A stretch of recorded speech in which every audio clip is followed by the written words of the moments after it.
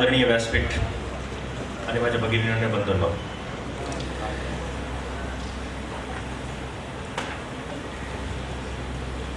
अनेकदा अशा प्रकारच्या सोहळ्यात येणं होतं. बोलता आलं की माणसं कुठं पण बसवतात.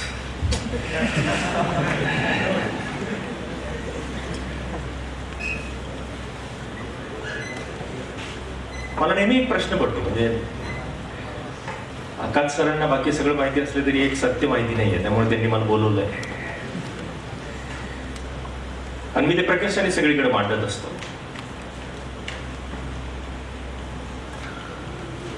माझं स्वागत करत असताना माझं इंट्रोडक्शन देण्यात आलं. त्याच्यात ते सांगण्यात आलं की Abhijit Dharmadhikari BCom, DBM, DMM, DMM, MBA वगैरे वगैरे सगळं. हे माझं क्वालिफिकेशन नाही आहे, हे माझं सर्टिफिकेशन आहे. मी शाळेत आणि कॉलेजमध्ये गेलो नाहीये कधी. For your kind information, I tell you one thing sir, I didn't go in school and didn't go in college at any time. मी रोडवर शिकलो, स्वतःवर प्रयोग करत गेलो आणि इथं पोहोचलो. मला खूप कौतुक असतं, कुठेतरी अभ्यास करून असं काहीतरी अचीव्ह केलं नाही की मला आपलं राहिलं बाबा एवढंच मला कळतं त्यातलं, त्यापेक्षा जास्त काही माहित नाही मला. जेवढ्या जणांना आज हा सत्कार स्वीकारता आला आहे त्या सगळ्यांना कॉंग्रॅट्स. काही जणांचं कदाचित यावेळेस त्या चान्स हुकला असेल, ते मित्राबरोबर आज फक्त कंपनी म्हणून इथं आले असतील, त्यांना बेस्ट लक.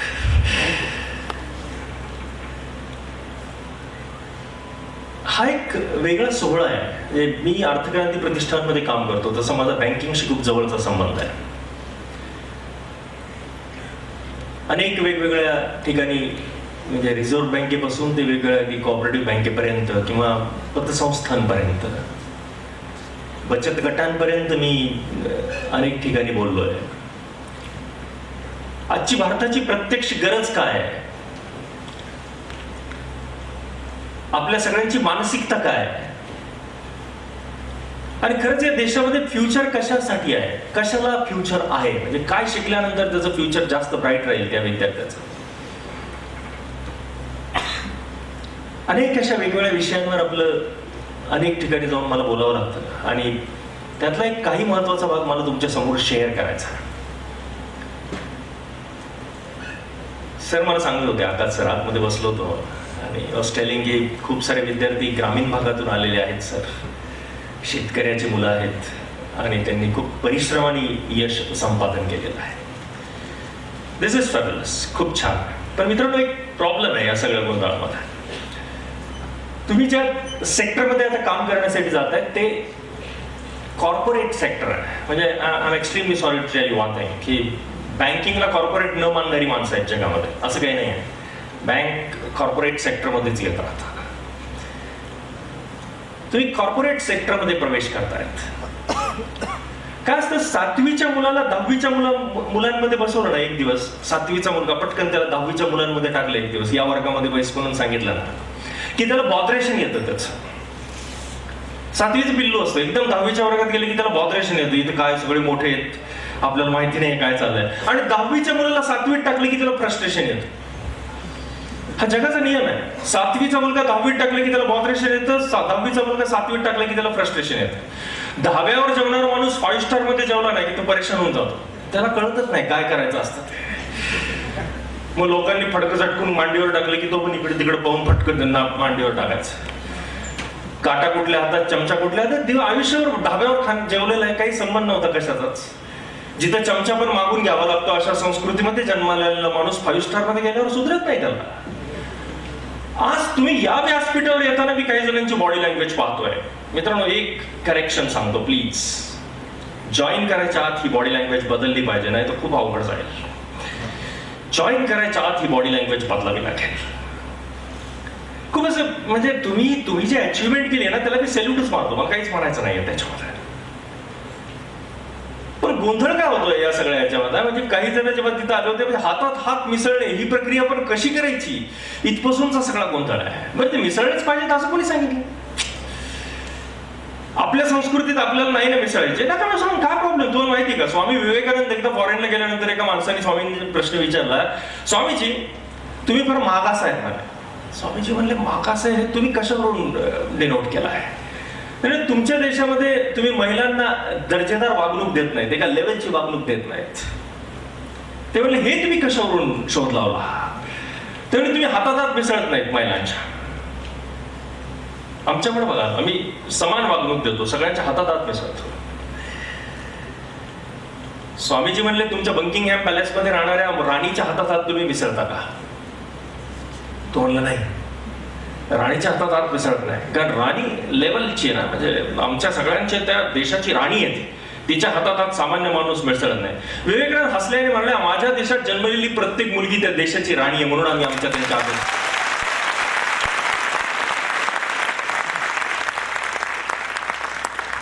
एक लक्षात घ्या, तुम्ही ज्याच्यात कम्फर्टेबल आहात ना ती तुमची संस्कृती आहे.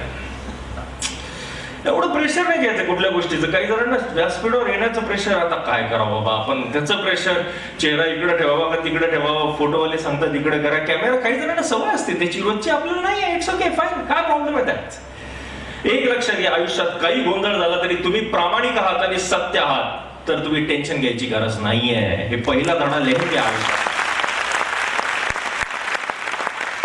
कशाचं टेन्शन घ्यायचंय, कोणत्या गोष्टीसाठी. फाईन, आज तुम्ही ज्या प्रवासात इथपर्यंत पोहोचलाय इट्स वंडरफुल, आम्हाला आनंद आहे तुमची जी काही लेवल तुम्ही गाठली आहे त्याची. पुढे काय, हा दुसरा प्रश्न तसाच आहे. आता तुम्ही ते जॉईन कराल, जॉईन केल्यानंतर तिथलं कल्चर शिकाल, त्या कल्चर मधून अजून पुढे जाल. ही इतकी छोटी गोष्ट नाही आहे बरं का, हे एक फार मोठी रिस्पॉन्सिबिलिटी आहे. रिझर्व्ह बँकेमध्ये एक प्रेझेंटेशन चाललं होतं सर. त्या प्रेझेंटेशन मध्ये असं सांगण्यात आलं होतं की भारतीय बँकिंग इतकी जबरदस्त आहे, रिझर्व्ह बँकेच्या माणसाने सांगितलेलं स्टेटमेंट आहे, भारतीय बँकिंग इतकी जबरदस्त आहे की जगाला आर्थिक मंदी आल्यानंतर पण भारताला आर्थिक मंदी आली नाही, कारण भारताची बँकिंग सिस्टीम खूप जबरदस्त आहे. तुम्हाला खरं सांगू, भारताची बँकिंग सिस्टीम खूप जबरदस्त आहे म्हणून भारताला आर्थिक मंदी आली नाही, हा जावाई शोध आहे. असं काही झालेलं नाही. भारताच्या बँकिंग सिस्टीमच्या बाहेरच लोक होते, ते बँकिंग सिस्टीम मध्ये नव्हतेच, आणि ही आर्थिक मंदी वगैरे सगळे कॅल्क्युलेशन्स ते बँकिंगवर चालतात, त्याच्यामध्ये लोक नव्हतेच. हे जनधन योजनेनंतर बऱ्याच जणांनी अकाउंट उघडले, त्याच्या आधी तर हे अकाउंट्स पण नव्हते त्याच्यामध्ये. त्यामुळे हे सांगणंच चुकीचं आहे की भारतीय बँकिंग प्रणालीमुळे भारत आर्थिक मंदीच्या तावडीत सापडला नाही. बिलकुल नाही. आम्ही रिझर्व्ह बँकेच्या सेक्रेटरीला एकदा असा प्रश्न विचारला होता की do you know one thing, या देशामध्ये कर्ज मिळालं नाही म्हणून किती शेतकऱ्यांनी आत्महत्या केल्या तुम्हाला माहिती आहे? आणि कर्ज का मिळालं नाही माहिती आहे विद्यार्थ्यांना? याच्या मागे फक्त एक कारण आहे, या देशामध्ये कॅरेक्टरला कर्ज मिळत नाही, कागदपत्रांना कर्ज मिळतं, कॅरेक्टरला नाही मिळत. आता तुम्ही एवढं सगळं घेतलं ना, उद्या फ्रस्ट्रेशन मध्ये झाला, प्रामाणिकपणे ते खुर्चीवर बसाल तर तुम्हाला पण त्यानंतर समजणार नाही. मी तर माझ्या म्हणजे सरांनी जे वाक्य सांगितले की शेती कुटुंबातून आलेली मुलं आहेत, हा प्रवास इथपर्यंतचा खूप गोड आहे, कारण हा ग्रेसफुल आहे. उद्या डिस्ग्रेस होणार आहे तिथं. या शेतकऱ्यांची मदत करायची म्हणून मी त्या सीटवर बसणार आहे. सगळ्यात महत्वाचा गोळ आहे की त्या सीटवर हे सांगण्यात येणार आहे की ही सिस्टीम फॉलो झाली तरच हे लोन मिळणार, नाही तर हे लोन मिळणार नाही. या देशातला 90-95% शेतकरी ती सिस्टीम फॉलो नाही करू शकत, त्यांना नाही मिळू शकत लोन. या देशामध्ये शेतकऱ्यांना लोन मिळण्यासाठी त्या शेतकऱ्याची क्रेडिबिलिटी उपत वाढवावी लागेल, त्याच्यावर कामच झालेलं नाही आहे. मित्रांनो, सगळ्यात महत्वाची गोष्ट आहे की तुम्हाला हे शांततेने त्याला सांगावं लागेल समोर बसलेल्या शेतकऱ्याला की तुम्हाला कर्ज नक्की मिळू शकतं काका, पण त्याच्यासाठी तुम्हाला इथं अकाउंट उघडावं लागेल, त्या अकाउंट मध्ये काही ट्रान्झॅक्शन करावे लागतील, तुमची क्रेडिट हिस्ट्री निर्माण करावी लागेल, त्यानंतर तुम्हाला लोन नक्की मिळेल. तिथं इमिजिएटली सांगायचं नाही एका वाक्यात तुम्हाला नाही मिळू शकत, नाही का? हे दुर्दैवाने या देशाच्या सिस्टीम मधल्या प्रत्येक ऑफिसरचं वाक्य आहे. अभिजित धर्माधिकारी जो माणूस आज तुमच्या समोर उभा आहे ना, याला पण एका बँकेने असं छापलून दिलं होतं. मी त्या बँक मॅनेजरला एक साधा प्रश्न विचारला होता की तू तुझ्या पदाचं रेझिग्नेशन दे, ब्रांच मॅनेजर होतो, तू तुझ्या पदाचं रेझिग्नेशन दे, मी माझ्या इन्स्टिट्यूटचं रेझिग्नेशन देतो, उद्या क्रांती चौकात दोघं मिळून सकाळी 9 वाजता नवीन आयुष्य चालू करू, बघू तू पुढे जातो का मी पुढे जातो. अरे या सिस्टीमने तुला या खुर्चीवर बसवलं आणि तू ती उभवतोयस, तू मला शिकवतोय. या देशातला सगळ्यात महत्वाचा माणूस हा देशाचा एंटरप्रेन्योर आहे. या देशामध्ये जो बिझनेस करतो तो सगळ्यात महत्वाचा माणूस आहे. हा शेतकरी पण या देशाचा बिझनेस करणारा माणूस आहे. त्याच्याकडे फार वेगळ्या दृष्टीने पाहायला शिकलं पाहिजे आपण सगळ्यांनी. मित्रांनो, या देशाचे जे मूलभूत प्रश्न आहेत ते तुम्ही लक्षात घ्या तर खुर्चीवर बसायच्या आधी, नाही तर या देशातल्या नागरिकांचा आपल्याकडून इनडायरेक्टली अपमान होण्याची शक्यता आहे. तो होऊ नये असं वाटत असेल तर याच्यावर एक वेगळा अभ्यास करावा लागेल आपल्या सगळ्यांना. विषय सांगितलं ना, आजपर्यंत जो प्रवास झाला तो झाला. जिंदगी जला दी हमने जब जैसी जलानी थी, जिंदगी जला दी हमने जब जैसी जलानी थी, अब धुएं पे तमाशा कैसा और राख पे बहस कैसी. जे घडलंय ते घडलंय, आता यानंतर काय हा आपला प्रश्न आहे. आम्ही किरकिर करणार नाहीत, आम्ही रडणार नाही. कॉलेजला, कुठल्याही कॉलेजला गेलो, युनिव्हर्सिटीत गेलो की पहिल्यांदा मी एक प्रश्न विचारतो सगळ्या मुलांना की ते बुद्धिबळाच्या पटावर जे वेगवेगळ्या सोंगट्या असतात त्यातलं तुम्हाला काय व्हायचं आहे. मुलं सांगतो वजीर. In the technical terms we call it queen, पण जनरल आपल्यासारख्या चेस खेळणाऱ्या माणसांना त्याला वजीर म्हणतो आपण. सगळे म्हणतो वजीर व्हायचं. वजीर वजीर कसं व्हायचं? कारण वजीर कुठेही फिरू शकतो म्हणून. पण वजीर मेला तर काय नाही, गेम चालू राहतो. राजा मेला तर गेम संपतो. मग राजा का नाही व्हायचं? कारण राजा एकच घर चालतो इकडून तिकडं, तो कोणाला मारत नाही, काहीच करत नाही. तुम्हाला सांगू, वजीर म्हणजे पॉवर असतो, पॉवर सिम्बॉल आहे वजीर म्हणजे. आणि राजा म्हणजे सेल्फ डिग्निटी असते, ज्याला प्रतिष्ठा म्हणतो, त्याचा सिम्बॉल आहे.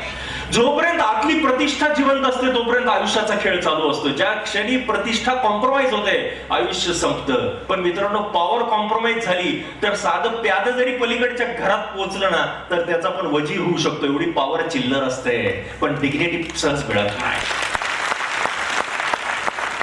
आयुष्यात प्राप्त करायचं असेल तर ती डिग्निटी प्राप्त करा. Be at your place in such a way that people should salute you for that purpose. हे सगळं जमलं पाहिजे लाईफ मध्ये. उद्या तुम्ही दिलेल्या कर्जामुळे 2 बिझनेस जेव्हा मोठे होतील ते आयुष्यभर लक्षात ठेवतील तुम्हाला की काही गोष्टी, काही कागदपत्र होत नव्हती, पण या माणसाने स्वतः सही केली आणि सांगितलं काही हरकत नाही, मी पाहतो यांचं रिपेमेंट येणार आहे. याला म्हणतात एका कॅरेक्टरवरचा भरोसा ठेवला. कधी ठेवला नाही या देशाने कुठल्याही कॅरेक्टरवर भरोसा. ज्या सिस्टीम मध्ये आम्ही सगळेजण आहोत त्या सिस्टीम मध्ये तुम्ही स्वतःला टाकताय आता. आणि अनफॉर्च्युनेटली आपण आपले ड्रीम्स घेऊन त्या सिस्टीम कडे जातोय. आपले प्रपोजल घेऊन नाही जात आहेत, कन्सेप्ट घेऊन नाही जात आहेत. आपल्याला या सगळ्या गोष्टींचा व्यवस्थित अभ्यास करावा लागेल. तुमचा तो नाही असं माझं चुकूनही म्हणणं नाही. पण काय होतं माहिती की तुम्ही ज्या क्षेत्रात आहात, ज्या वयात आहात, तुम्हाला पटकन काहीतरी वेगळं करायचंय, स्वतःला प्रूव्ह करायचं. खूप छान आहे, पण यानंतर म्हणजे आतापर्यंत कसं होतं माहिती का की आपल्याला घरच्या लेवलवर काहीतरी प्रूव्ह करायचं होतं. तुम्हाला माहिती ना, इंडस्ट्री आणि इन्स्टिट्यूट याच्यामध्ये बेसिक डिफरन्स आहे. इन्स्टिट्यूट मध्ये एज्युकेशन असतं आणि एज्युकेशन परसेप्शन असतं, ज्याला बोध म्हणतो आपण. बोध. Institute education perception, industry training and performance. बघा हा बेसिक डिफरन्स आहे त्यातला. इन्स्टिट्यूट परसेप्शन पर्यंत जातं. परसेप्शनचा गोळगा असतो माहिती का, त्याला व्यक्त नाही केलं तरी चालतं कारण ते ज्ञान आहे. पण परफॉर्मन्स याचा अर्थच व्यक्त करणे आहे. इंडस्ट्रीमध्ये ट्रेनिंग असतं, इन्स्टिट्यूटमध्ये एज्युकेशन असतं. एज्युकेशनचं परसेप्शन असतं, ट्रेनिंगचा परफॉर्मन्स असतो. तुम्हाला सगळ्यांना परफॉर्म करायचं आहे. आता यानंतर परफॉर्मन्सलाच पैसे राहतील. आणि आतापर्यंत पगार देत नव्हतं ना कोणी. पैसा हा फार जेवढा चांगला भाग आहे ना तेवढा पैसा फार विचित्र असतो. आता या सरांना तुम्ही काहीतरी फीस दिली आणि त्या फीसच्या अगेन्स्ट मध्ये समजा त्यांच्याकडे क्लास केला आणि तुमचा रिझल्ट चांगला आला नाही तर तुम्ही हा क्वेश्चन करू शकता रिलायबलला की माझा रिझल्ट आला नाही, का नाही आला, तुम्ही शिकवलं नाही मला. हे तुम्ही सांगू शकता कारण त्याच्यात पैसा आहे. एकदा पैसा दिला की नातं बदलतं बरं का, हे तुम्ही लक्षात घ्या. आपल्या एज्युकेशन सिस्टीम मध्ये गुरुदक्षिणा शेवटी का द्यायची माहिती का, की त्यानंतर नातं बदललं तरी चालावं म्हणून. विद्यार्थ्याचं शिक्षकाचं नातं बदलू नये शेवटपर्यंत म्हणून गुरुदक्षिणा शेवटपर्यंत घेतल्या जायची नाही. तृप्त झाल्यानंतर विद्यार्थी द्यायचा त्याला गुरुदक्षिणा म्हणतात. आणि तृप्त होशील याची गॅरंटी देऊन जेव्हा पहिले घेण्यात येतं त्याला फीस म्हणतात. आता ती घ्यावी लागते, त्याला काही करता येत नाही. आजची सगळी स्ट्रक्चरच आजचं फीस पर्यंत जाऊन पोहोचलं, त्यामुळे आपण काही करू शकत नाही. पण ही फीस जशी तुम्ही अकात सरांना विचारू शकता की sir I have paid the fees, मला तुम्ही रिझल्ट द्या. तसा विद्यार्थ्यांनो तुम्हाला यानंतर बँक पगार देणार आहे. पगार दिला की त्यांना परफॉर्मन्स लागतो. तो परफॉर्मन्स ते मागणार आहेत. एक मोळी विके असतो, तो जंगलामध्ये लाकडं गोळा करायला जातो, तेव्हा शिकारीला अकबर जातो तिथे. अकबर पाहतो तो मोळी विक्या 2 मोळ्या अशा हातात भरून एक वर अशी डोक्यावर ठेवून एका नाल्यावरून उडी मारतो पलीकडे आणि सगळ्या मोळ्या इंटॅक्ट ठेवतो. अकबरला आश्चर्य वाटतं, एकही मोळी खाली पडली नाही. कमाल माणूस पण लहान मुलगा असतो. अकबर त्याला जवळ बोलवतो, त्याला म्हणतो कसं काय उडी मारली तू? तो म्हणतो जहापना रोज उडी मारतो मी. तो म्हणतो रोज अशा मोळ्या डोक्यावर? हा म्हणजे रोज उडी मारतो. अशाच मोळ्या हातात असतात, डोक्यावर असतात, पडत नाही. अकबर बटव्यातून एक सुवर्ण मुद्रा काढतो आणि दगडावर ठेवतो समोरच्या आणि त्याला सांगतो जा परत एकदा उडी मार. तो परत जातो तिथं आणि उडी मारतो. यावेळेस त्यांनी उडी मारली तर ते डोक्यावरची मोळी खाली पडते. अकबरला आश्चर्य वाटतं. अकबर तिथं जातो, म्हणतो काय झालं? तो म्हणतो जहापना रोज मोळी पडत नाही, पण आज कदाचित मोळीच्या बरोबर या सुवर्ण मुद्रेचं पण वजन होतं ना जास्त, ते कदाचित पेललं नसेल माझ्या मोळीला. मित्रांनो, आजपर्यंत तुमचा परफॉर्मन्स होता ना, त्याच्या मागे पैसा हा तेवढा महत्वाचा भाग नव्हता. यानंतर you are paid, so you need to perform. सगळं नातं बदललेलं असतं, एक्सपेक्टेशन्स बदललेले असतात. अपेक्षा एकदा डोक्यावर बसल्या ना की मुळीपेक्षा त्या जास्त वजनाच्या असतात. यानंतरचं लाईफ टोटल वेगळं राहील. आतापर्यंतचं लाईफ वेगळं होतं, यानंतर कम्प्लीट वेगळं लाईफ राहील. जे लागलेले त्यांना परफॉर्म करावं लागेल यानंतर. आणि मी फक्त एक सांगतो की आपण सगळंच बँकिंगवर शिफ्ट करतोय आता. येत्या काही वर्षांमध्ये सगळ्यात जास्त स्कोप असलेलं फील्ड जे कुठलं असेल तर ते बँकिंग असणार आहे. 100% बँकिंग आहे. त्यामुळे तुम्हाला याच्यात किती स्कोप आहे तर स्काय इज द लिमिट. कितीही स्कोप आहे. बँक या देशामध्ये नजीकच्या भविष्यात 3 शिफ्ट मध्ये चालणार आहेत. For your kind information, bank बंद करता येणार नाहीत. संध्याकाळ झाल्यावर बँक बंद वगैरे तसले प्रकार बंद. बँक चालूच ठेवायची गोष्ट राहील. जसं हॉस्पिटल बंद होत नाही तशी बँक बंद होणार नाही. कारण रक्त हे जसं आपल्या शरीरामध्ये वाहतं आणि ब्लड वेन्स जे असतात त्याच्यातून ते वाहतं, तसं पैसा म्हणजे देशाचं रक्त असतं आणि बँक म्हणजे त्याच्या ब्लड वेन्स असतात. त्या बँकेमधून तो पैसा जोपर्यंत वाहतो तोपर्यंत त्याला जखम नसते. तो फोडून बाहेर आला की ती जखम आहे. आपल्या देशाचा 60% पैसा बँकेच्या बाहेर होता, म्हणून डिमॉनिटायझेशन करावं लागलं आपल्याला. 40%च पैसा बँकेच्या आतमध्ये होता, 60% बाहेर होता जवळजवळ. आज यानंतर सगळीच दुनिया बँकेच्या मार्फत चालणार आहे. त्यामुळे प्रत्येकाचं अकाउंट असणार आहे, प्रत्येकाची क्रेडिट हिस्ट्री असणार आहे, त्या हिस्ट्रीला लोन मिळणार आहे आणि ही सगळी दुनिया अशीच चालणार आहे. त्यामुळे you need to be proud to be in this field. बँकेमध्ये प्रचंड मोठा स्कोप आहे. यानंतर तुम्हाला सगळ्यांना हे लक्षात ठेवून चालवावं लागणार की यानंतर आपण काय काय अचीव्ह करू शकतो, कसं अचीव्ह करू शकतो. म्हणून मला पहिल्यांदा तुम्हाला असं सांगायचं की this is fine, go ahead with दिस.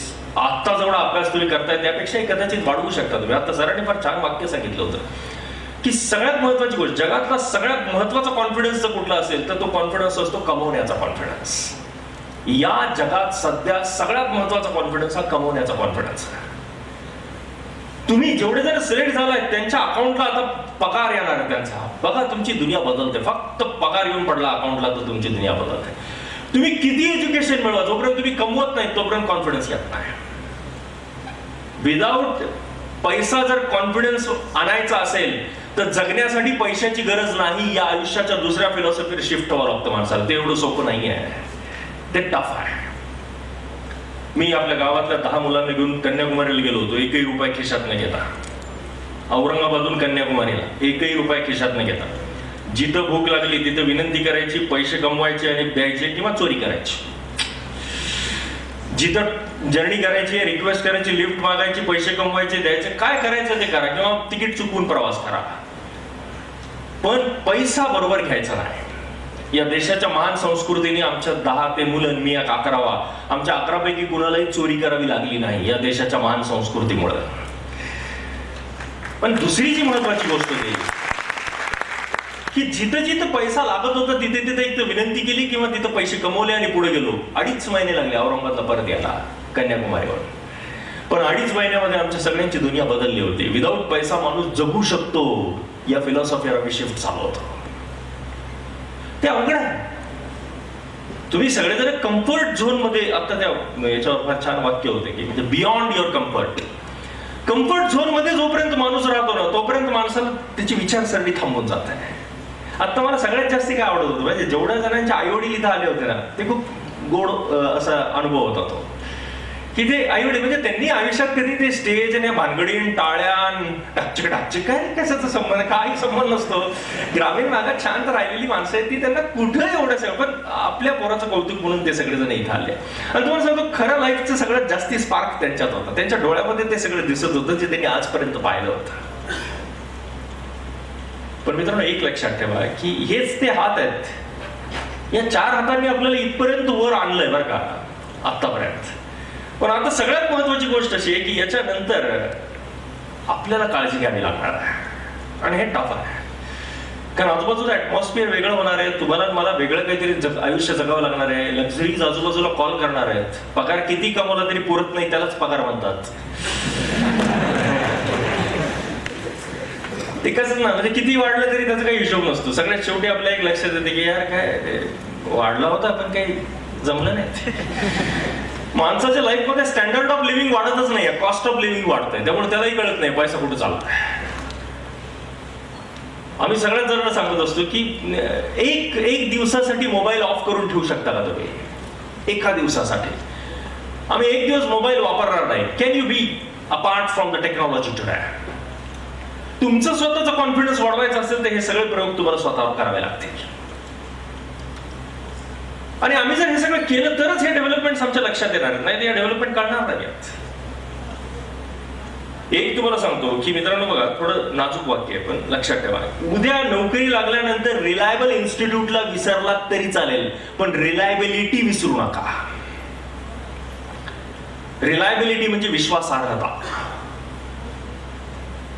सगळ्यात महत्वाची गोष्ट जी काही असते ती विश्वासार्हता आहे. मला या इन्स्टिट्यूट मध्ये येण्यासाठी सगळ्यात महत्वाचं म्हणजे आकात सर, सौ आकात, म्हणजे यांचे रिलेशन माझे खूप छान आहेत म्हणून मी आलोच पाहिजे. हे जरी तेवढं खरं असलं तरी या नावाचं माझं खूप जवळचं नातं आहे म्हणून मी जास्त अँक्शियस असतो इथे यायला. रिलायबल हे नावच खूप वेगळं नाव आहे. सहजासहजी रिलायबिलिटी मिळत नाही. या वयात ती मिळाली आहे हे पण तसं रेअर आहे. दिस इज क्रेडिबल, वंडरफुल. आज आम्हाला सगळ्यांना हे लक्षात घ्यायचं आहे एक्झॅक्टली की आपण कसं जगायचं यानंतर. तुम्हाला काय प्रूव्ह करायचंय स्वतः. जेवढ्या जणांचा नंबर लागलेला नाही, जे कोणी इथं बसलेले असतील कदाचित ते नाही झालं क्रॅक, नाही झालं next time, there is no problem at all. म्हणजे हे सगळं संपलंय वगैरे असं काही नाही आहे. मी तर तुम्हाला सांगतो, मी सगळीकडे जातो एक वाक्य सांगतो की जेवढे जण सिलेक्ट झालेले आहेत त्यांना कॉंग्रॅट्स, जेवढे नाही सिलेक्ट झाले त्यांनी मला भेटायला या, आपण बघू काय करायचं. कॉमन एंट्रन्स टेस्ट नावाची एक एंट्रन्स टेस्ट असायची, पूर्वी ती खूप जास्त असायची, आता MBA साठी. आताही ती आहे पण तुलनात्मक मुलं डायरेक्ट ऍडमिशन मिळतं म्हणून काही जण रिलॅक्स आहेत. पण ही जी कॉमन एंट्रन्स टेस्ट अनेक वेगवेगळ्या क्षेत्रामध्ये आहे त्याच्यात ज्यांचे नंबर लागतात त्यांचे सत्कार होतात, पण ज्यांचे नंबर लागत नाहीत त्यांचं काय. मला खूप जण विचारायचे की सर आमचा नंबर नाही लागला सर मागच्या ह्याच्यात. अरे म्हटलं साधी गोष्ट आहे. कॉमन एंट्रन्स टेस्ट म्हणजे एक मोठं व्यासपीठ आहे, इथं अतिशय प्रसिद्ध वक्त्याचं स्पीच आहे आणि त्या स्पीच मध्ये जे VIPs आहेत त्यांना इकडून यायला एंट्री ठेवलेली आहे, बाकी सामान्य माणसं आपल्या सगळ्यांना मागची एंट्री येते. आणि एक VIP माणूस तिकडून यायला लागला मागच्या दरवाजावर, त्याला पोलिसने हटकलं. पोलिसने सांगितलं साहेब इथून नाही तिकडून जा, कारण हा कॉमन एंट्रन्स आहे, तुम्ही तिकडून जा VIP डोअरने. तर त्या माणसाला एंट्री नाकारली असा त्याचा अर्थ होतो का? तसं कॉमन एंट्रन्स टेस्ट मध्ये नापास होणाऱ्या माणसांनी हे लक्षात ठेवायचं असतं की कदाचित आपण VIP असू. सांगतो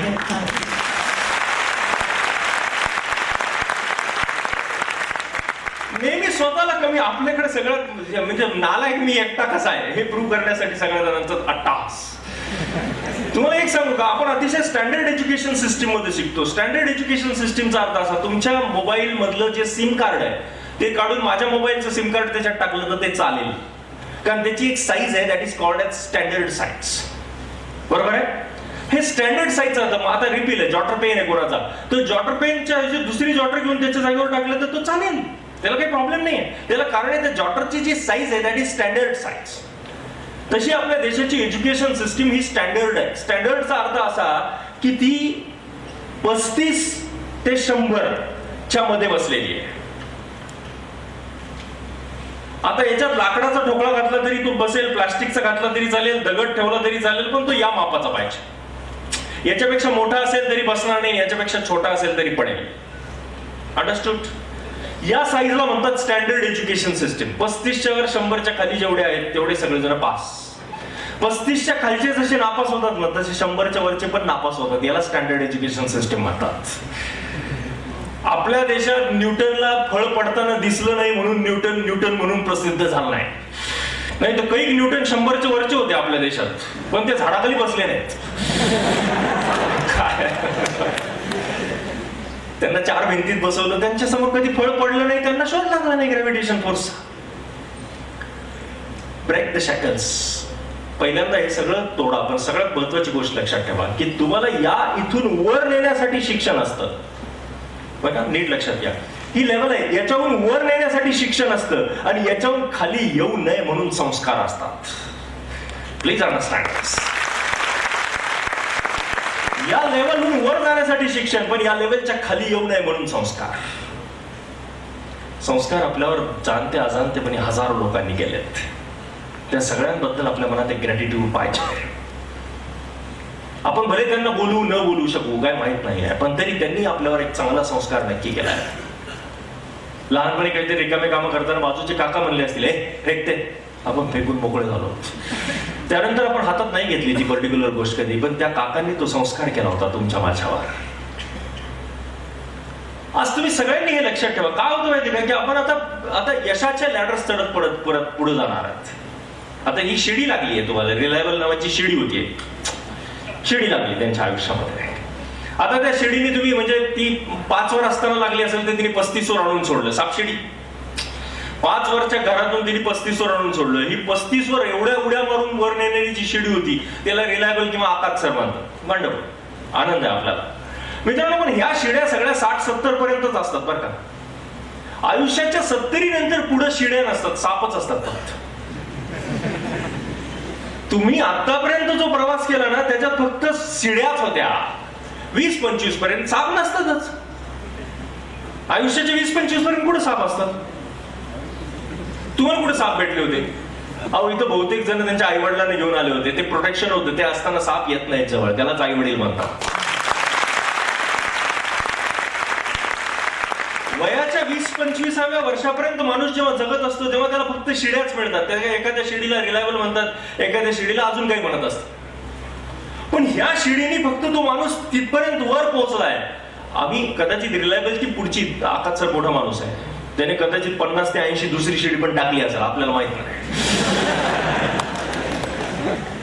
पण मित्रांनो हे 70च्या नंतरच्या शिड्या ऑटोमॅटिकली कमी होतात. त्यानंतर फक्त साप असतात आयुष्यात.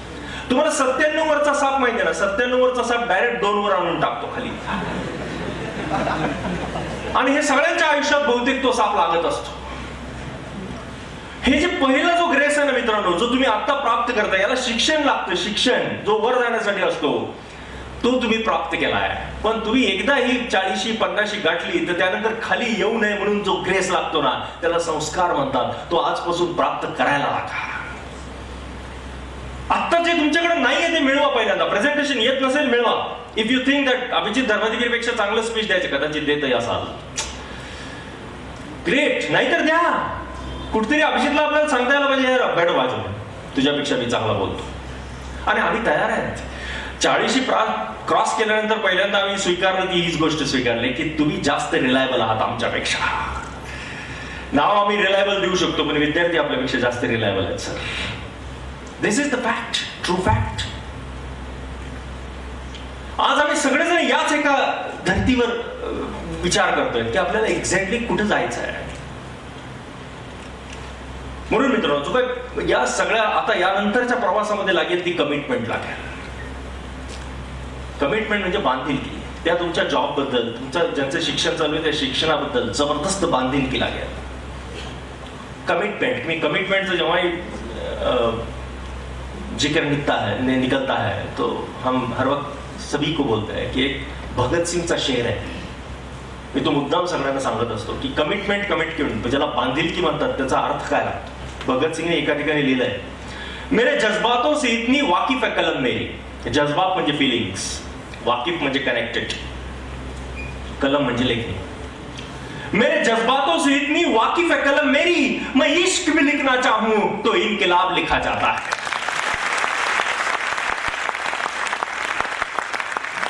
याला कमिटमेंट म्हणतात. मैं इश्क भी लिखना चाहूं तो इनकलाब लिखा जाता है. आपल्या सगळ्याची कमिटमेंट अशी पाहिजे. यानंतरची तुम्ही आता बँकेत सेवा करतायत याचा अर्थ आता एक तुम्हाला सांगतो की जेव्हा टेक्नॉलॉजी बदलते तेव्हा नेहमी युद्ध हे सीमेवर चालत नाही, युद्ध हे सगळीकडे चालतं. आता फक्त तोच माणूस सैनिक नाहीये जो सीमेवर बंदूक घेऊन उभा आहे, तोही सैनिक आहे जो पेन घेऊन बँकेत क्लार्क किंवा काही पीओ वगैरे पोस्टवर काहीतरी काम करतोय. Now think if he is cashier steel he is the soldier. कारण या देशाच्या भल्यासाठीच तो काम करतोय. तुमच्या नजरेतून फेक करन्सी सुटली नाही पाहिजे. तुमच्या स्पर्शाने आपल्याला लक्षात द्यायला पाहिजे. आपल्या म्हणजे जसा एखाद्या परीसला लोखंडाचा स्पर्श झाला की त्याचं सोनं होतं ना, तसं तुमच्या हाताला एक कागद लागला तर ही नोट आहे का कागद आहे कळलं पाहिजे तुम्हाला. इतकी कमिटमेंट तुमची उच्च पातळीवरची पाहिजे. आपल्याला जॉब मिळवायचा होता, पहिल्या एका गोष्टीसाठी आपण वेळ होतो तो प्राप्त केलाय आपण. आता यानंतर काय? Think about it. आमच्या सगळ्यांचा प्रवास याहीपेक्षा ग्रेसफुल नक्की राहणार आहे, पण we have to achieve something for that. म्हणून आपल्या समोर आपण टार्गेट्स ठेवूया. एक्झॅक्टली आता काय काय प्राप्त करायचं, किती दिवसात करायचं. इंग्लिश येत असेल नाही मला माहित नाही, पण शिकून घ्या. आता जेवढे दिवस आहेत त्याच्यात शिका. 15 असतील 15, 8 असतील 8, महिना असेल महिना, पण शिका. तुम्हाला मला एका विद्यार्थ्यांनी प्रश्न विचारला होता की सर माझ्या फील्डमध्ये इंग्लिश लागणारच नाही, हे बँकेची परीक्षा पास करूच तरच गरज आहे. म्हणलं का नाही, काय सर नंतर नाही लागणार मला वाटतं म्हणे आतून. म्हणलं तुला भीती वाटते का इंग्लिशची? नाही वाटते, पण हे जास्त वाटतं आतून की मला पुढे गरजेचे नाही आहे ते. मी म्हणलं पण शिकून घे ना. नाही म्हणलं सर कशाला शिकायचं जे गरजेचं नाही आहे. मी त्याला एक उदाहरण दिलं. तुम्हाला माहिती आहे अर्जुनाने ब्रह्मास्त्र प्राप्त करण्यासाठी 12 वर्ष तपश्चर्या केली होती. इंद्रास्त्र प्राप्त करण्यासाठी 12 वर्ष तपश्चर्या केली. 24 वर्ष गेले. ब्रह्मास्त्र प्राप्त करायला 12 वर्ष, इंद्रास्त्र प्राप्त करायला 12 वर्ष. अर्जुनाच्या एंटायर लाईफ मध्ये जेवढे युद्ध त्यांनी केले त्यात कुठेही ब्रह्मास्त्र आणि इंद्रास्त्र वापरलं नाही. 24 वर्ष वाया गेले. 24 वर्ष वाया गेले का मित्रांनो? अर्जुनाच्या भात्यामध्ये ब्रह्मास्त्र आणि इंद्रास्त्र होतं म्हणून अर्जुनाचे काही युद्ध झाले नाहीत. हे त्याच्यावरचं यश होतं सगळ्यात महत्वाचं. You need to be fluent in English. You must be wonderful in mathematics. Perfection, almost perfection वर पाहिजेत आपण. आपल्याबद्दल आपल्या बँकेच्या वर्तुळामध्ये एक आदर पाहिजे, एक सन्मान पाहिजे.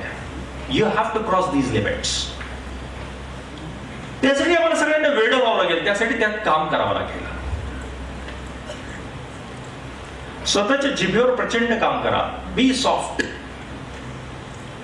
कुठलेही शत्रू निर्माण करू नका. नवीन ठिकाणी गेल्यानंतर बँकेत जॉईन केल्या लोक काही बोलतील तुम्हाला, ऍक्सेप्ट, इट्स फाईन. काय असतं की पहिले इमिजिएटली रिॲक्शन द्यायची गरज नाही आपण त्यांना. Be cool. एक राजा असतो, तो राजा एका दिवशी म्हणतो की मला एक असं खेळणी तयार करून द्या की जी सगळ्यात चांगली खेळणी आहे, पण त्याच्याने एक मेसेज दिला गेला पाहिजे. आपण त्या माणसाला असं एक 5,000 सुवर्ण मुद्रा देऊ. ते कलाकार वेगवेगळ्या खेळण्या तयार करतात. राजा ते पाहतो.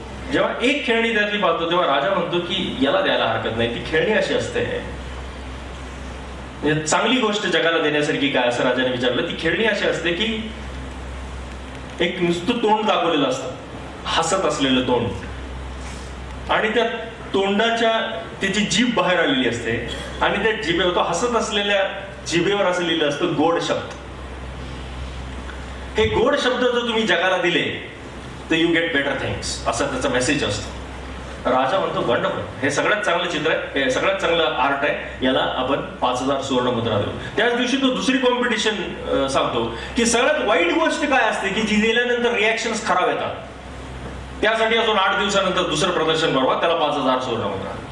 परत त्या दिवशी राजा फिरायला लागतो तेव्हा त्याच्यात दुसरा एक चेहरा असतो, डोळे असे लाल झालेले असतात, जीभ लाल दाखवलेली असते आणि त्याच्यावर फक्त शब्द बदललेला असतो, रागात असतो तो चेहरा, हसत नसतो आणि त्या जिभेवर लिहिलेलं असतं कटू शब्द. राजा म्हणतो याला देऊन टाका, प्राईज द्यायचा. लक्षात घ्या, गोड शब्द आणि कटू शब्द या दोनच गोष्टी जगामध्ये अशा आहेत की जे दिल्यानंतर रिॲक्शन्स बदलतात एवढ्या मोठ्या प्रमाणात. तुम्हाला आता जे चान्स मिळाला आहे ते म्हणजे how do you think about this particular moment, की तुम्हाला बँकेत नोकरी लागली, ही संधी आहे का संकट आहे, हे फार महत्वाचं पहा. तुम्ही आता म्हणाल इथं आयडियल कंडिशन मध्ये बसल्यावर संधीच आहे ना सर, खूप छान आहे. उद्या जेव्हा बँकेत पहिला पाऊल टाकाल तिथं जाल तेव्हा तुमच्या लक्षात येईल की अरे अवघड पण आहे, हे एवढं सोपं नाही आहे. एकट्याने काम करणं वेगळं असतं, टीमनी काम करणं फार वेगळं असतं. आपण टीमवाले आहोत का याला फार महत्व आहे. जगात कितीतरी क्रिकेटर्स महान होते पण ते होऊ नाही शकले, परफॉर्म नाही करू शकले, कारण ते टीम मेंबर नव्हते. तुम्ही टीम मेंबर लागता या सगळ्या गोष्टीच्या यशासाठी. ही संधी आहे का संकट आहे तुम्हाला बघावं लागेल, सुरुवातीला चेक करून. मी आता परवा एकाला सांगत होतो की एका प्रसिद्ध चित्रकाराने स्वतःच्या चित्रांचं प्रदर्शन लावलेलं असतं आणि त्या चित्रांच्या प्रदर्शनाला अनेक जण भेट देतात. तिथे एक सुंदर स्त्रीचं चित्र असतं पण त्या स्त्रीच्या चित्राला चेहरा नसतो, म्हणजे चेहरा काढलेला नसतो त्या चित्रात आणि त्याच्या पायाला 2 पंख लावलेले असतात. लोक म्हणतात एवढी सुंदर स्त्री काढली पण त्याला हे असं ऑड काहीतरी काढून ठेवलंय रे. पण तो तरुण मुलांचा ग्रुप जातो पाहायला, ते पाहतात तिथं, त्यांना हा प्रश्न पडतो. ते तिथल्या बाजूच्या एका माणसाला विचारतात चित्र कोणी काढलं, ते तिथं बसलेल्या एका व्यक्तीने काढलं. ते सगळेजण त्याच्याकडे जातात, त्याला म्हणतात ते मुलीचे चित्र एवढे छान काढले तुम्ही, एवढी गोड मुलगी काढल्यावर तिला चेहरा काढलेला नाही आणि तिच्या पायाला पंख लावले, हे असं का केलं. तो चित्रकार हसतो, तो म्हणतो ती मुलगी नाही आहे, ती संधी आहे. संधी कोणत्या चेहऱ्याने येईल सांगता येत नाही, म्हणून मी तिला चेहरा काढलेला नाही. आणि कधीही आली तर तिच्या पायाला पंख लावलेले असतात, ती कधीही आपल्यासाठी थांबत नाही, हे मला त्याच्यातून दर्शवायचं आहे. ही आता जी तुमच्या समोरची संधी आहे ना, ती तुम्हाला प्राप्त करण्यासाठी ही सगळ्यात बेस्ट अशी वेळ आहे. Use it, use it. पण म्हणून तुम्ही पूर्ण तयारीनिशी तिथं जा. मानसिक तयारी, बौद्धिक तयारी, physical, mental, intellectual and spiritual. These are the 4 different pillars on which we people need to work on. आमचं व्यक्तिमत्व विकसित करायचं म्हणजे काय, फिजिकल, मेंटल, इंटेलेक्च्युअल, स्पिरिच्युअल या 4ही पिलर्सला मोठं करावं लागेल. शिडी मिळाल्यामुळे एखादा प्रवास सोपा होणं फार वेगळं असतं. आपल्याला हे माहिती नाही, उद्या तुम्ही खूप मोठे व्हाल, एखादा कदाचित रिझर्व्ह बँकेचा गव्हर्नर होईल, काय सांगता येत. पण रिझर्व्ह बँकेच्या गव्हर्नर पर्यंतचा प्रवास सुरुवातीला त्या शिडीवरून झालाय. त्या शिडीकडे लक्ष द्या, ग्रॅटिट्यूड असावा माणसाच्या मनामध्ये थोडा. पण अंडरस्टँड दिस ऑल जर्नी फर्स्ट. तुम्ही जिथं अचीव्ह करू इच्छिता त्या सगळ्या गोष्टी बेंचमार्क म्हणून तुमच्या समोर ठेवा. कारण मी तुम्हाला कॉर्पोरेट सेक्टर वेगळा आहे, इथं तुम्हाला आतापर्यंत जे करायचं होतं ना सगळं परसेप्शन होतं, समजून घ्यायचं होतं. आता पहिल्यांदा युटिलाइज करायचं आहे, वापरणं वेगळं. ते ऍग्रिकल्चर कॉलेजला, युनिव्हर्सिटीला माझे स्पीचेस असतात. शेतकरी शेतात राबतो. मी तुम्हाला सांगितलं मी आयुष्यात शाळेत कॉलेजला गेलो नाही, असं नुसतं बाहेर फिरायचो.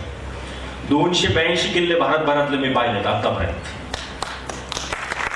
282 किल्ल्यातल्या 35 ते 40 किल्ल्यावर रात्री मी एकटा राहिलोय. भीती कशाची वाटते माणसाला पाहण्यासाठी. दिवसा पण त्या किल्ल्यावर कोणी जात नाही आज, त्याच्यावर मी रात्री राहिलोय. Just to test out that भीती का वाटते माणसाला. मी भूत नाही, नाही तर काही जण खाली पाया टेस्ट करावं लागतं स्वतःला, एन्ड्युरन्स चेक करावा लागतो स्वतःचा, की आपली ॲबिलिटी आहे का, आपण ते करू शकतो का. आता तुम्ही सगळं तुमचा एन्ड्युरन्स चेक करायचे दिवस आहे. डोंट स्पीक इन मराठी और Hindi for a complete day, speak in English.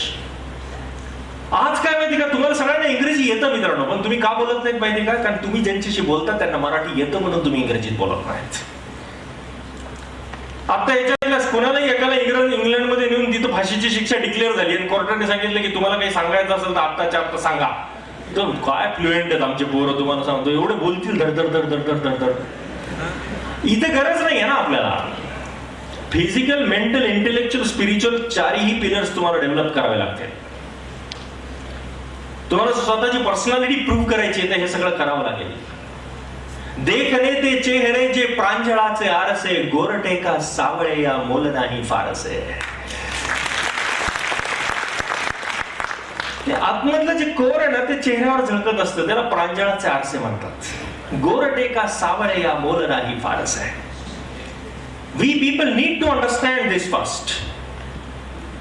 आज मला तुम्हाला फक्त एवढी विनंती करायची आहे की मित्रांनो, या एका वेगळ्या सेगमेंटमध्ये तुम्ही एंट्री मारतायत. आतापर्यंत तुम्हाला एक वेगळं फॅसिलिटीज प्रोव्हाइड करून दिल्या. कदाचित तुम्हाला तुमची कोणी इंटरव्ह्यूज घेतले, आकाश सरांनी घेतले, ताईंनी घेतले, अजून कुठल्या सरांनी घेतले. त्यांनी विचारलेले प्रश्न तुम्हाला तिथं त्या इंटरव्ह्यूज मध्ये उत्तर देता आले, ते सोपे गेले, कारण हेच प्रश्न रिपीट झाले. कुणी काही लहानपणापासून तुम्हाला शिकवलं असेल, आजपर्यंत तुम्ही अनेक टीचर्सच्या हाताकडून गेला असाल, त्यांनी शिकवलेली कुठली गोष्ट तुम्हाला जास्त कामालाही आली असेल कदाचित या परीक्षेच्या याच्या सगळ्या प्रवासात. पण या नंतर लाईफमध्ये जे कामाला येणार ते स्वतःचे अनुभव कामाला येणार आहेत. का होतं लाईफमध्ये, मेजरमेंट जोपर्यंत चालते ना तोपर्यंत लोकांनी शिकवलेलं चालतं. ज्या दिवशी जजमेंट घ्यावं लागतं ना तेव्हा एक्सपिरियन्स लागतो. आता लाईफ जजमेंटवर शिफ्ट झाला, आता मेजरमेंट संपलं, किती टक्के मिळाल्याचा हिशोब संपला, किती मार्क मिळाल्याचा हिशोब संपला. आता जजमेंट. त्यांनी गाडी त्याच्यातून काढली का नाही काढली, दॅट्स इट. डॅश बसला, जजमेंट चुकलं. गाडी निघाली, जजमेंट बरोबर आलं. लाईफ मध्ये यानंतरचा प्रवास हा जजमेंटचा प्रवास आहे. ज्यांनी आपल्यासाठी केलं त्यांनी केलंच, आपण त्याबद्दल काही म्हणत नाही. म्हणजे मी तर तुम्हाला याही पलीकडे येऊन सांगतो, इफ यू रिअली फील की जे तुम्हाला देण्यात आलं इन्स्टिट्यूट कडून, इन्स्टिट्यूट लक्षात राहावी तुमच्या सगळ्यांच्या, कारण तुमच्या लिव्हिंग रूम मध्ये कदाचित तुम्ही ते ठेवाल की ग्रेसफुली आय गॉट दिस. तसं तुमच्या मेमरीज इन्स्टिट्यूटच्या मनामध्ये पण तेवढ्या ग्रेसफुल असू द्या. आणि त्या तशा तयार झाल्या नसतील तर आता तयार करा. आकाश सरांसारखा माणूस का हो. मी सुरेश भटांकडे गेलो होतो, त्यांनी गझल सांगितली होती त्यांची. मला असं काहीतरी वाटतं की म्हणजे हे अशी जी माणसं असतात. का तुम्ही ठेवाल माझी याद येणाऱ्या पिढ्यांनो, मी तुम्हासाठीच तेव्हा कोरडा बहरून गेलो. का तुम्ही ठेवाल माझी याद येणाऱ्या पिढ्यांनो, मी तुम्हासाठीच तेव्हा कोरडा बहरून गेलो. जाणते ही बाग माझ्या सोसण्याच्या सार्थकाला, मी इथे हे अमृताचे रोपटे रुजवून गेलो. मी इथे हे अमृताचे रोपटे रुजवून. These people have their vision, they work on that. तुमच्यातल्या कुणी सरांनी लक्षात ठेवावं म्हणून सरांनी आयोजित केलेला प्रोग्राम नाही हा एक ग्रॅटिट्यूड आहे. एका टीचरला असं वाटतं की या मुलांनी यश मिळवलं, त्यांना हे मिळालं पाहिजे म्हणून कदाचित त्यांनी केलेला प्रोग्राम आहे. नातं फक्त तेव्हा टिकतं जेव्हा घेणारा लक्षात ठेवतो, देणारा लक्षात ठेवतो, त्याला डील म्हणतात, आणि घेणारा लक्षात ठेवतो याला फील म्हणतात. मला असं वाटतं तुम्ही सगळ्यांनी फील लक्षात घ्यावं या कार्यक्रमात. हा कार्यक्रम फील आहे, याच्यात काही नाही. म्हणजे बाकी काही येतं तो काही असा भपका बनवून दाखवलेला नाहीये, त्याच्यात काही दुसरा असा शो नाहीये. It's feel. त्यामुळे यानंतरचा प्रवास आहे ना तो जास्त ग्रेसफुल असू द्या. मेक इट बेटर दॅन दिस. आयुष्यामध्ये कधीही रिॲक्शन्स देऊ नका, रिस्पॉन्सेस द्या. यानंतरच्या प्रवासामध्ये रिॲक्शन्स नको. क्रिकेटमध्ये एक युट्यूबवर एक व्हिडिओ आहे, जगातल्या पेस बॉलरच्या हातातून बॉल सुटला आणि स्ट्राईकवर असलेल्या बॅट्समनला फुलटॉस लागला, तो अंगावर लागला कुठतरी. तर बॅट्समनची रिॲक्शन कशी आहे? रिकी पॉन्टिंग आहे, Herschelle Gibbs, Jacques Kallis, Brian Lara, Rahul Dravid, सगळे महान महान बॅट्समन आहेत जगातले, ज्यांना बॉल लागल्यानंतर ते बॅट घेऊन त्या बॉलरकडे गेले की काय लावलंय. एक माणूस आहे, ब्रेटलीचा बॉल फुलटॉस आहे, सचिन तेंडुलकरच्या इथं बसलाय असं. ब्रेटलीचं बोलणं, ब्रेटली माफी मागत आला, तेंडुलकर निघून गेला इकडे, एकही शब्द बोलला नाही, त्याने पाहिलं पण नाही ब्रेटलीकडे काय चाललाय. ब्रेटली तू परत ग्राउंडवर आला, त्यांनी गार्ड घेतला, समोर पाहिलं, ब्रेटली इथंच उभा होता. ब्रेटली सांगत होता आय एम एक्स्ट्रीमली सॉरी, सुटला हातातून. तेंडुलकर म्हणा ठीक आहे. Why a person who plays cricket becomes God because of this. याला रिस्पॉन्स म्हणतात, रिॲक्शन नाही. यानंतर तुम्ही जेव्हा काम करा, आपल्या देशाचे म्हणजे आकाश सरांना किंवा इथं प्रोफेशनली जे काम करतात त्यांना हे जास्त पटेल. आपल्या देशाचा एक सिव्हिअर प्रॉब्लेम आहे, आम्ही काम संपवतो, पूर्ण नाही करत. We finish the work, we don't complete it. हातात दिले गेले की उरकायचं, पूर्ण करायचं नाही. मित्रांनो एक लक्षात ठेवा, जर यानंतर प्रोफेशनल लाईफ मध्ये पुढे येत आहेत तर काम पूर्ण करायला शिका. Work is worship. काम हीच पूजा आहे. तर त्याचं पूर्णत्व पाहिजे. आम्ही तन्मयतेने ते काम केलं पाहिजे. We need to be mad for this. आपल्या देशाला शिव्या घालण्यापेक्षा या देशाच्या भल्यासाठी काम करण्याची संधी तुम्हाला आणि मला मिळाली आहे, एवढं आपण लक्षात ठेवूया. मी तुम्हाला फक्त हा देश पण महान आहे हे तुम्हाला माहितीच आहे, पण एका उदाहरणाने ते जास्त क्लिअर करावं म्हणून मी तुम्हाला सांगतोय. म्हणजे हे प्रत्यक्षात मी त्या व्यक्तीकडून ऐकलंय, ज्या व्यक्तीकडे हे घडलं होतं. त्या व्यक्तीचं नाव आहे नौशाद. नौशाद हे प्रसिद्ध संगीतकार होते मागच्या पिढीचे. नौशादला ब्रायन ॲडम्सनी बोलवलं होतं युरोपियन कंट्रीज मध्ये. ब्रायन ॲडम्स हा अतिशय प्रसिद्ध म्युझिक संदर्भातला माणूस आहे युरोपियन कंट्रीज मधला. तो फुटबॉलच्या स्टेडियमवर प्रोग्राम्स घेतो. फुटबॉलच्या स्टेडियम असे लाख लाख दीड लाख माणसं उभे असतात आणि त्याच्यामध्ये तो प्रोग्राम घेतो. त्यांनी प्रोग्राम घेतला आणि त्या स्टेडियमच्या मध्यभागी ग्राउंडवर त्यांनी ते गोल स्टेज बनवलं होतं. त्याच्यावर त्यांनी नौशादला बोलवलं. एक खुर्ची टाकली होती, त्या खुर्चीवर नौशाद बसले आणि ब्रायन ॲडम्सने इमिजिएटली गाणं चालू केलं. 20 मिनिट गाणं चाललं. गाण्याने जेव्हा स्पीड घेतली 7-8 मिनिटांनंतर, तेव्हा स्टेडियम उभं राहिलं आणि नाचायला लागलं. 20 मिनिटांनंतर ब्रायन ॲडम्स जेव्हा थांबला तेव्हा अख्खं स्टेडियम पायावर उभं राहून नाचत होतं. ब्रायन ॲडम्स हसला. त्या नौशादकडे गेला. इंग्रजीत झालेला संवाद मी मराठीत सांगतोय. तो नौशादकडे गेला आणि नौशादला त्यांनी सांगितलं, विचारलं की नौशादचे संगीत कोणाचं श्रेष्ठ आहे, तुमचं कामचं? तुमचे गाणे गायल्यानंतर तुम्ही म्हणता वाह, आणि आमचे गाणे गायल्यानंतर माणसं उभं राहून नाचायला लागतात. आणि आम्ही आजपर्यंत हेच ऐकत आलो की तुमचं संगीत फार ग्रेट आहे, तुम्हाला ही अनुभूती द्यावी म्हणून मी इथं बोलवलं आहे. हे आमचं संगीत आहे, हे आमचे रसिक आहेत की जे आम्ही सांगितलेल्या तालावर नाचतात, आम्ही न सांगता. आम्ही बोलत नाही त्यांना, आम्ही म्हणतो फक्त आणि ते गाणे गायला लागते पण उठून नाचायला लागतात. नौशाद हसले. ते म्हणले मी इथं आलो तेव्हा मला असं वाटलं होतं की माझं संगीत प्रूव्ह करण्यासाठी मला गाणं बिणं गावं लागतं का काय, पण ब्रायन ॲडम्सने स्वतःच प्रूव्ह केल्यामुळे मला काही बोलायची गरज राहिली नाही. म्हणजे ब्रायन ॲडम्स म्हणाला की तुम्ही संगीत जेव्हा आळवता तेव्हा तुमची माणसं म्हणतात वाह, आणि आम्ही जेव्हा म्हणतो तेव्हा आम्ही नाचायला लागतो. ही आमच्या संगीताची जागा आहे वाह, आणि ती तुमच्या संगीताची जागा आहे हे तुम्ही प्रूव्ह करून सांगताय, मी नाही. आपण याच देशाच्या महान संस्कृतीमध्ये जन्माला आलोय. तुमची नोकरी ही कमी ऑथॉरिटी आणि जास्ती रिस्पॉन्सिबिलिटी आहे, एवढं फक्त लक्षात ठेवा. कमी ऑथॉरिटी आणि जास्ती रिस्पॉन्सिबिलिटी आहे. दुसरी महत्वाची गोष्ट आहे की ज्या ज्या दरवाजातून तुम्ही बाहेर पडलाय आणि ज्या ज्या व्यक्तींमुळे तुम्हाला हे यश मिळालेलं आहे त्या व्यक्तींचे रेफरन्सेस आपल्या पुढच्या पिढीला नक्की द्या. कारण काय होतं माहिती काय की ज्या दगडावर आपण आपटलेलो आहे त्या दगडावर त्यांना आपटू देऊ नका. लेट देम टू गिव्ह दिस. ज्या ज्या व्यक्तींमुळे तुम्हाला यश मिळालं तेच रेफरन्सेस आपल्या पुढच्यांना द्या. आपण ऑटोमॅटिकली सगळ्या भल्या बुऱ्या सगळ्या नजरांमधून बाहेर पडायला लागतो. आपण स्वतःला जास्त उन्नत बनवूया. एकच सांगतो ऍट द एंड, म्हणजे अर्धा पाऊण तास एखाद्याला ऐकणं या देशातल्या तरुणांनी आशाभर दुपारी कदाचित भूक लागलेली असताना दुर्मिळ योग आहे. तरी तुम्ही शांततेने ऐकतायत. अजून कोणी शिट्टी बिट्टी मारली नाही. अर्थात मी पण काही लावणी म्हणलो नाही, पण बस रे टाळ्या असं झालं नाही काय आतापर्यंत तरी ऐकून घेतलंय. म्हणून एक माझ्याकडून काहीतरी तुम्हाला द्यायचं म्हणून मी शेवटी एक वाक्य बोलतोय. You might have seen circus. सर्कसमध्ये ते झोके खेळतात लोक. त्या झोकेमध्ये खाली ती नेट बांधलेलं नसतं तेव्हा फार निष्णात माणसं झोके खेळतात. आणि एकदा नेट बांधलेलं असलं की जोकर पण झोके खेळतो. मग तो पडतो, पण त्याला गॅरंटी असते, खाली ॲश्युरिटी असते, नेट असतं. त्यामुळे तो हा झोका सोडून तो झोका सोडून स्किल असतं त्याच्यात, पण खाली कसं ॲश्युरिटी असतं. मित्रांनो, पहिला जॉब लागलाय, काहींना दुसरा तिसरा लागला असेल, पण हा काही शेवटचा जॉब नाही आहे.